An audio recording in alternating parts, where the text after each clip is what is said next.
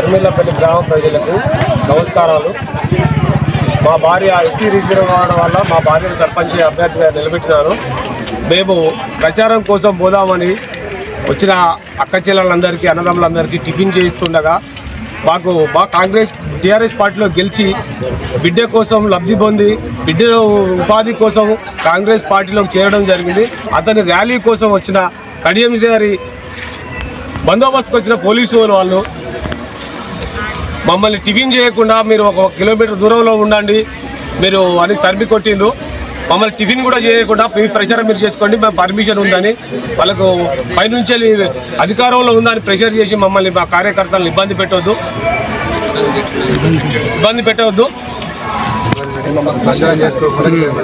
ప్రచారం చేయకుండా కిలోమీటర్ దూరం పంపించినారు. ప్రచారం మేము చేసుకుంటుంటే పోలీసు వాళ్ళు వచ్చి మీరు ఇక్కడ వేయద్దు, మేము వాళ్ళకి ఇచ్చాం పర్మిషన్, మీకు పర్మిషన్ లేదు అని నెట్టేయడం జరుగుతున్నది. దాదాపు 1 కిలోమీటర్ దూరం మమ్మల్ని తరిగి కొట్టడం జరుగుతున్నది. మా వెనకనే రావడం జరుగుతున్నది జబర్గడ్డ పోలీసు వాళ్ళు.